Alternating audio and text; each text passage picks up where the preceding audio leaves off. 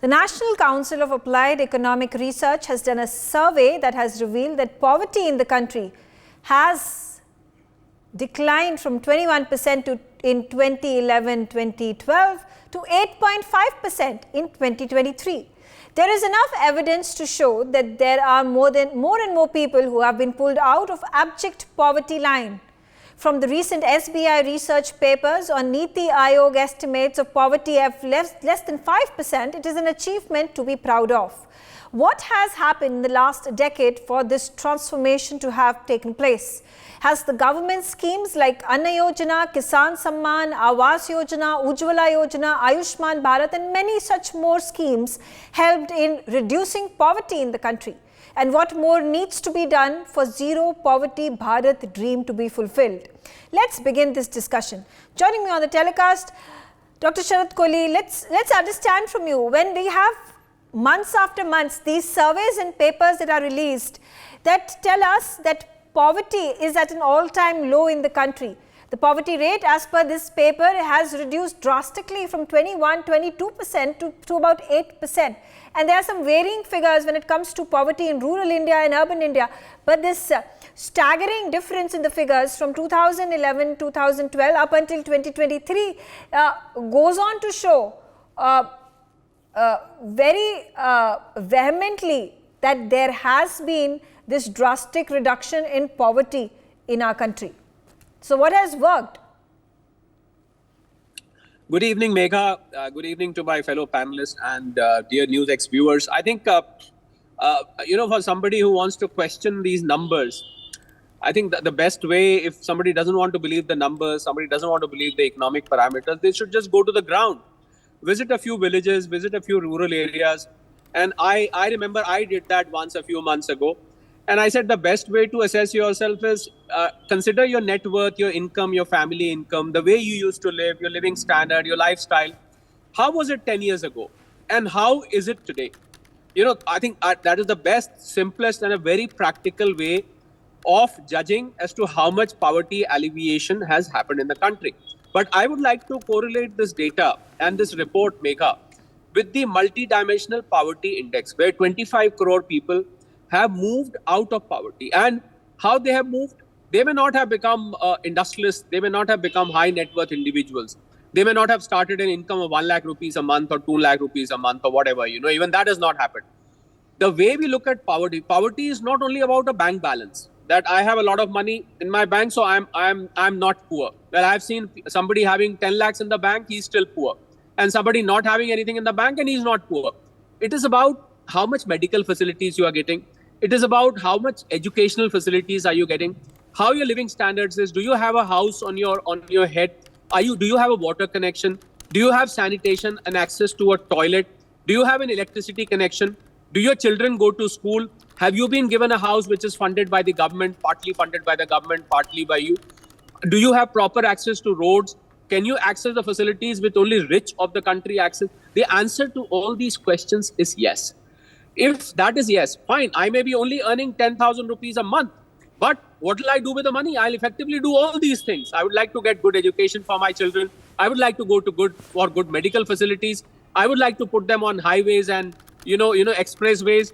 I would like to have a good house. I would like to have a toilet in my house. So I think if these things have been done, this is what multi-dimensional poverty index, that the way you look at poverty has transformed, has changed. And I think people agree, if you go to the villages and speak to them, well, somebody who's out and out looking at money, I don't have to comment about that, because if you're only looking at your bank balance, you're only looking at how much gold you have in the house, that's a different story. Yeah. But at least for the way you look at it has also changed, apart from effectively poverty. But just one more sentence, Megha.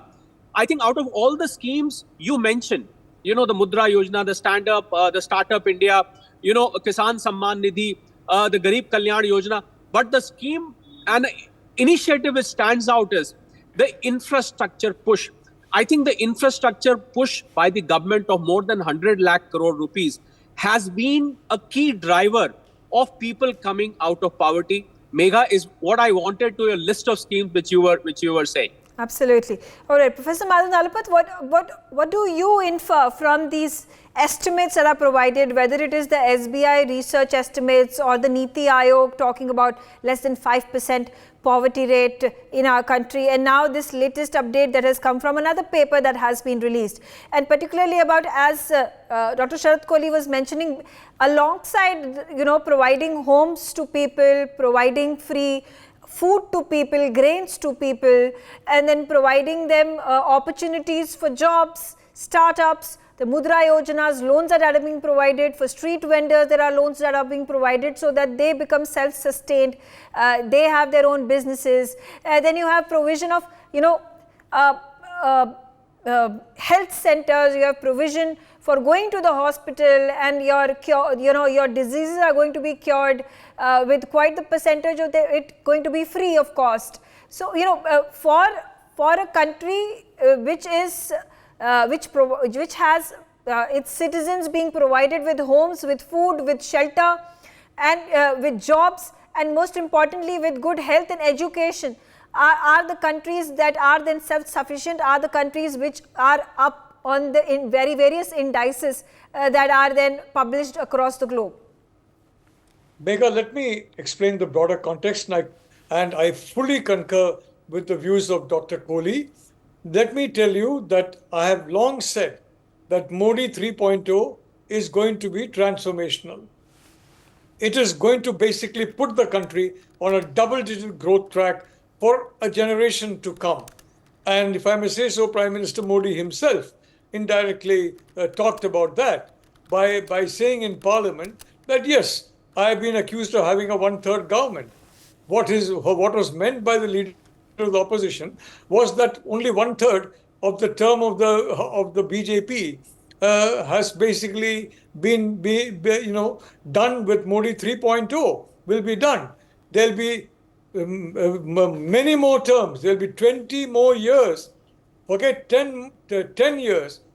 That was only one-third. There'll be 20 more years of the BJP-led government. And that, I can tell you, Megha, is a fact. And that explains the sheer anger, the frustration that we saw on the INDI alliance benches in the Lok Sabha and the Rajya Sabha during this parliamentary debate. They were furious because they know very well that what Dr. Kohli is talking about is true. They have gone and seen the ground situation.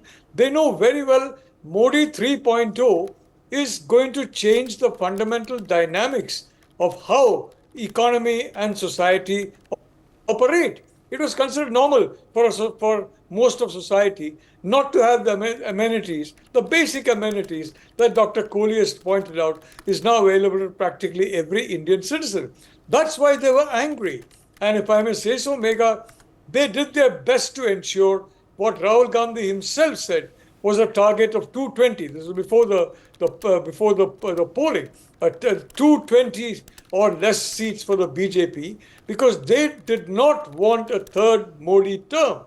They even put forward, during the election campaign itself, even though Rahul Gandhi was definitely 100%, as in 2019, the party candidate for prime ministership, they put forward the name of Mallikarjun Kharge, and basically to win over votes of a very significant section of voters. And what has happened to Mr. Kharge now? He's not the official leader of the opposition. He was the unofficial leader. He's not the official leader. But I can understand their anger. I can understand their frustration. Because 5 years of Modi 3.0 is going to transform India. It's going to transform in India in a way that, yes, benefits the BJP, benefits its partners, especially TDP and the Janata Dal United. But more than that, it's going to benefit the 1.4 billion people of India. And, this is what the change that, frankly, what I call the anyone but Modi alliance. Now it's, we can use the word Indie alliance. Anyone but Modi alliance. They were worried that he would get a third term, because this term is going to be the transformational term towards double-digit growth for a generation to come. Megha. Okay. Dr. Jayajit Bhattacharya, today also in the Parliament, the Prime Minister spoke about how his third term is going to be a decisive fight against poverty. And therefore, when I speak about zero poverty Bharat, is where the Prime Minister is putting all his energies towards. What next in the third term that will ensure this 5% poverty rate in our country is further reduced? I think it's important to see the background and the context. 10 years ago, we were the 10th largest economy in the world. In the last 10 years, we have become almost the fourth largest economy in the world. I think this month or next month, we'll become the fourth largest economy in the world, beating Japan. And these are milestones worth celebrating.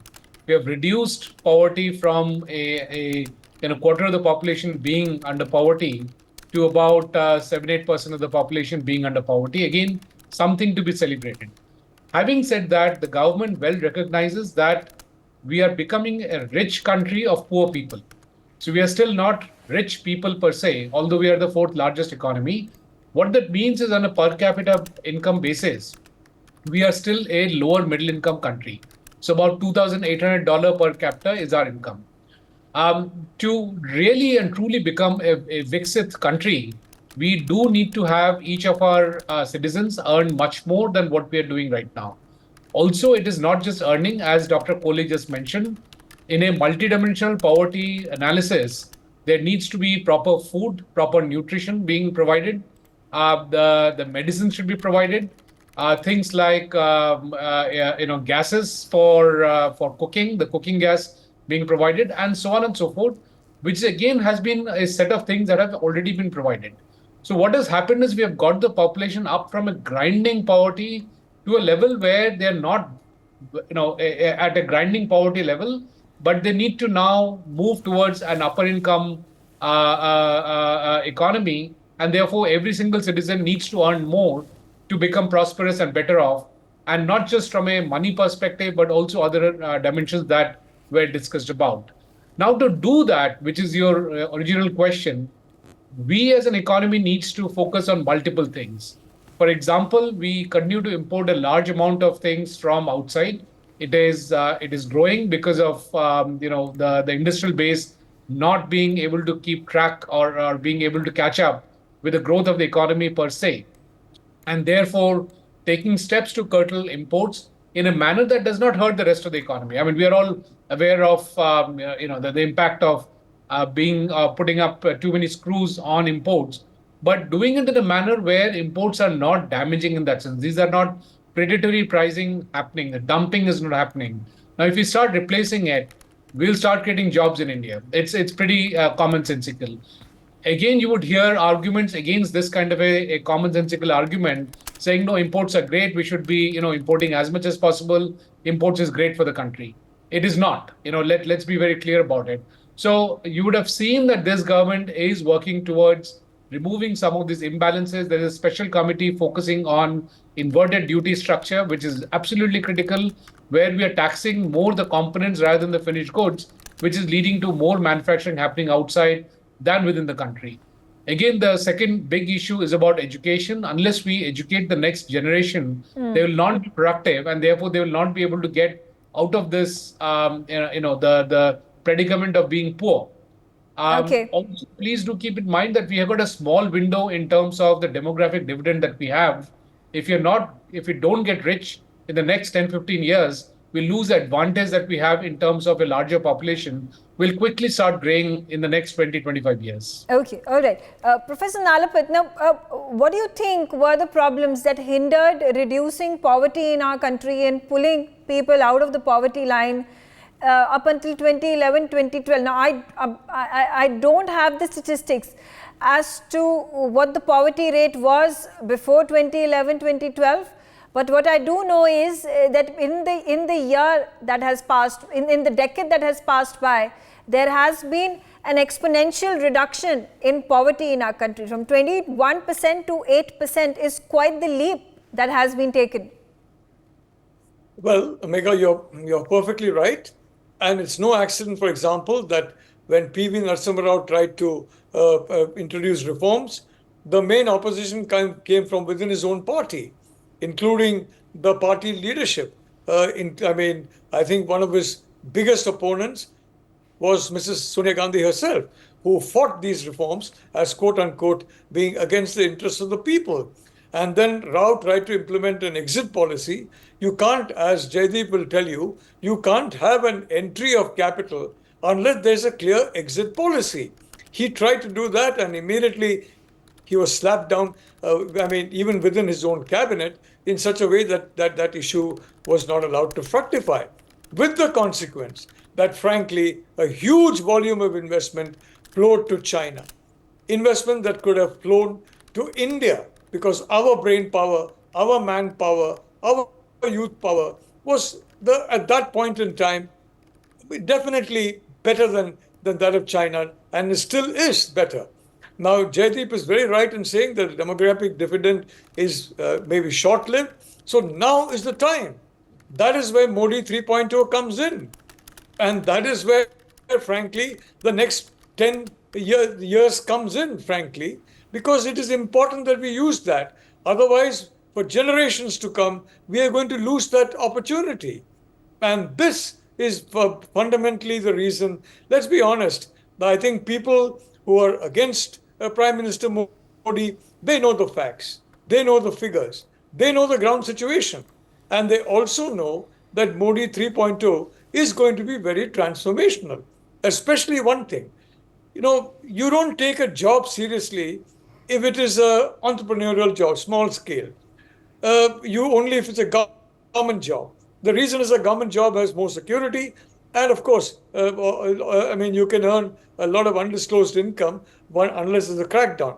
A system is now being created in which you can work in the private sector and earn incomes. You need not look only at a government job, which is why the Mandal agitation didn't take off in those states that are having high industrial development. And now we're talking about China again. This is a time when that investment that flowed to China in the 1990s, investment that could have come to India, can now come back to India. But for that, we need changes and regulatory changes, fiscal changes, and after taking very difficult medicine in Modi 1.0 and Modi 2.0, very difficult medicine, the economy is ready for a different kind of medicine that will ensure that foreign investment comes, domestic investment is sparked, and as correctly been said by Jaideep, the pyramid is no longer inverted. That phase is now. Okay. All right. Then to Sharad Kohli, there is a lot of criticism that comes from the opposition as well. Talking about these figures, they say is not the correct reflection of what is actually the truth. They've also criticized the Prime Minister's Anna Yojana, talking about how these grains that are being distributed are a wrong policy that has been taken up, that has been then propagated and implemented by the government under Modi government 1, under Modi government 2, and now it is continuing under Modi government 3 as well. How do you justify that?